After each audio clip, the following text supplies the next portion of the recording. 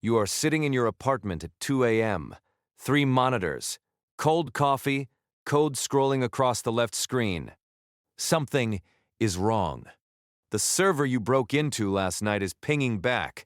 It shouldn't be doing that. Servers don't ping back, unless someone on the other end is watching you in real time. You pull the Ethernet cable, kill the Wi-Fi, power down every device in the room. Your hands are shaking, your heart is slamming against your ribs. Because the server you hit wasn't a company, it was a government system that doesn't officially exist. And whoever runs it just found out you were inside. Let's rewind. Because 12 hours ago, you thought you were untouchable. And 6 years ago, you were just a kid who liked computers. Phase 1. The Script Kiddie. You are 15 years old. You spend more time on your laptop than with actual humans. You teach yourself Python from YouTube videos, then Linux, then networking, then things your school doesn't teach because they don't know they exist. Your first hack is your school's grading system. You don't change your grades, you just look, because looking is enough. The rush is instant. You are inside a system that locked out every teacher, every student, every administrator, and you walked right through the front door. You tell your friend, he tells 2 people. Within a week, 6 kids at your school know. This is your first mistake, and you don't even know it yet. Because in hacking, the biggest threat is never the firewall. It's the human who talks. At 16, you graduate to real targets, small company websites, poorly configured databases. You find SQL injection vulnerabilities like picking locks on screen doors. You download password lists, credit card numbers, customer data. You don't use any of it. You just want to prove you can take it. You post screenshots on a forum under a handle that isn't your name. People respect you. The handle gets reputation. And for the first time in your life, you feel like you're good at something. You are 16, and you've already committed 3 federal crimes. Phase 2. The Escalation. By 18, you're running operations through a VPN chain. 3 countries, encrypted connections layered like nesting dolls. Romania to Switzerland to Iceland. You choose countries with strict privacy laws and slow extradition treaties. You use Tor for anything sensitive. You pay for servers in cryptocurrency. You never use the same handle on different platforms. You learn social engineering, because the weakest link in any system is never the code. It's the human being sitting behind it. A phone call to an IT help desk, a spoofed email from a fake executive, a USB drive left in a parking lot labeled Salary Data Q4. Someone always picks it up. Someone always plugs it in. And when they do, you're inside. You are careful, meticulous, paranoid even, or at least you think you are. The targets get bigger. A regional bank's internal network, a telecom company's customer database, an insurance company with 4 million records. You don't steal money, you steal data, and data is the most valuable commodity on the planet.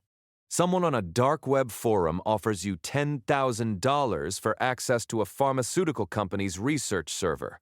You tell yourself it's just corporate espionage. Nobody gets hurt. The company has insurance. This is what every hacker tells themselves right before they cross the line they can't come back from. You take the money, paid in Monero, untraceable, or so you think. You are 20 years old. You have a day job at a tech company. Nobody there knows what you do at night. Your apartment has blackout curtains. You own 3 laptops each for a different identity. You keep a burner phone in a Faraday bag. You think you are invisible. You are not. Phase 3. The Mistake.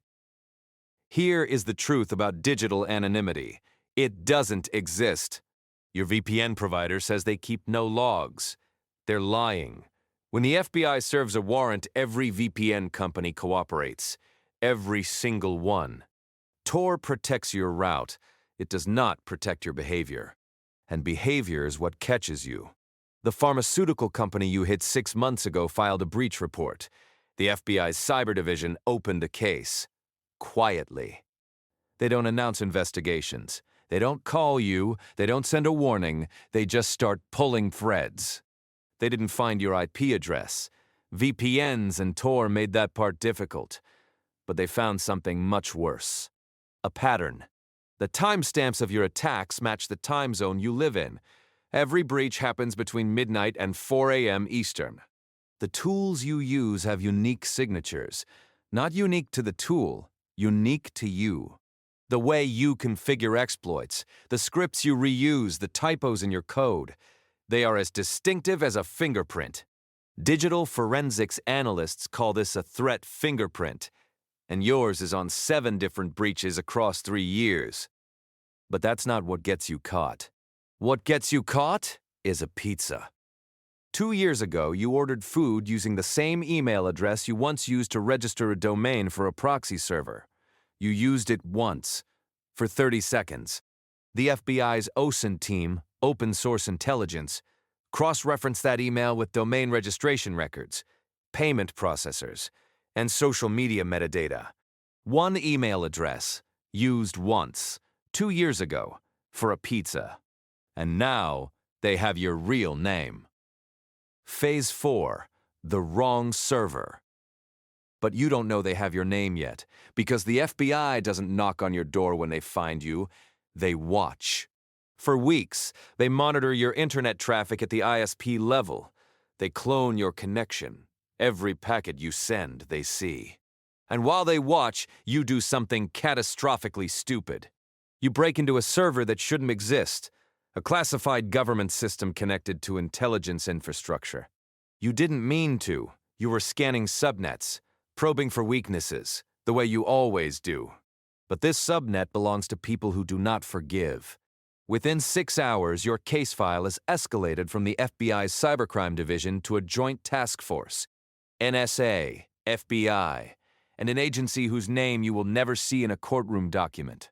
This is no longer a corporate espionage case. This is a national security investigation. And national security investigations don't end with a plea deal.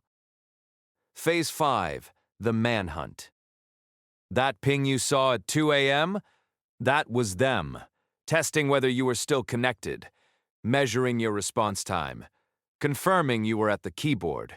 When you pulled the cable, they already had what they needed: your Wi-Fi MAC address, your ISP connection logs, your apartment's geolocation within 12 meters. You grab your go bag, laptop, burner phones, cash, a USB drive with encrypted files. You leave your apartment at 3 a.m. You don't take your car because your license plate is tagged in the system. You walk to a bus station 6 blocks away, pay cash, take a Greyhound to a city 3 states over. You sit in the back row, hood up, eyes down. Every person on the bus looks like a plainclothes agent. The woman with the magazine, the man in work boots. Paranoia doesn't care about probability. You check into a motel under a fake name, pay cash, no phone, no Wi-Fi, no connection to anything digital.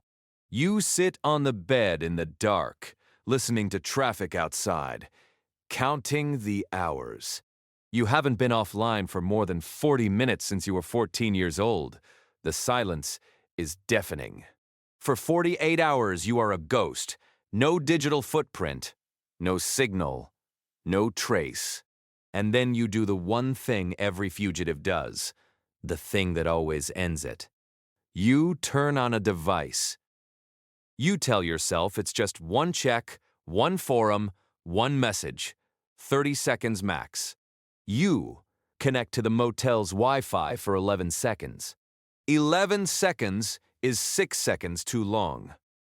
The NSA's traffic correlation systems compare your browsing fingerprint to a known profile, screen resolution, browser version, installed fonts, typing cadence.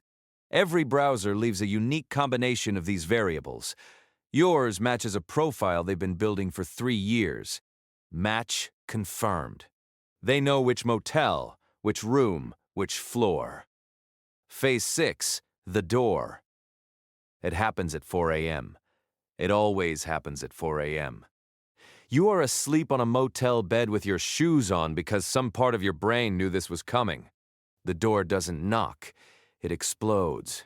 Flashlights, shouting, hands forcing your face into the mattress, cold metal on your wrists before you can open your eyes. FBI, 4 agents, 2 from the cyber division, 2 from a task force you've never heard of. They take your laptops, your burner phones, your USB drive, your shoes. The shoes are important. They check the soles for GPS tracking dust. They check the laces for embedded SIM cards. They have done this before. You are read your rights in a fluorescent hallway at 4:17 in the morning. And the only words you hear are these. You have the right to remain silent. You should have used it 6 years ago. Phase 7. The Aftermath. Federal cybercrime charges carry 5 to 20 years depending on the damage, the target, and whether national security was compromised. Yours was compromised. Your lawyer tells you the government has 14,000 pages of evidence, server logs, traffic captures, forum posts, and that pizza receipt. You plead guilty to 4 counts: wire fraud, unauthorized access to a protected computer, interception of electronic communications, and 1 count you can't discuss because the file is sealed. The judge sentences you to 7 years in federal prison. You are 20, 2 years old. In prison, you are not allowed to touch a computer, not a laptop, not a phone, not a tablet, not even a calculator with a screen. For 7 years, the most sophisticated piece of technology you use is a pencil. You write letters by hand. You read books from the prison library. You do math on paper. You lie on your bunk at night and write code in your head because you have nothing else to write it on. Your parents visit once a month. Your mother cries every time. Your father sits in silence because he doesn't know what to say to a son he can't understand. Your friends from the forums disappear. Handles go dark. Accounts get deleted. Servers get wiped. The community that gave you identity, purpose, and respect pretends you never existed. Because in the hacking world, a federal case is contagious. Nobody wants to be the next name on the warrant. You get out at 29. 3 years of supervised release. You cannot use encryption software. You cannot access any network without permission. Every website you visit is logged by your probation officer. You apply for jobs in tech. Your background check comes back with 4 federal convictions. The interviews end before they start. You are 29 years old with the skills of a world-class engineer and the resume of a convicted felon. You know things about network security that most CISOs learn in a decade. You learned them at 15. The smartest person in every room you walk into, and nobody will hire you to answer a phone. Years pass. Slowly, painfully, you rebuild. A small cybersecurity firm takes a chance on you. Penetration testing. Legal hacking. Companies pay you 6 figures to break into their systems and write a report about how you did it. You are paid to do exactly what put you in prison. Except now there's a contract and a handshake. The irony is not lost on you. You make a living now, a legal one. You speak at conferences. You train companies. You help the FBI catch people who are doing exactly what you used to do. But sometimes at 2 a.m. you sit in front of a screen. 3 monitors, cold coffee, code scrolling on the left. And for 1 second, just one, your fingers hover over the keyboard. You remember the rush, the door that opened, the system that bent to your will. The feeling of being the smartest person in a room full of people who didn't know you were there. And then you remember the other door, the one at 4 a.m., the one that didn't knock.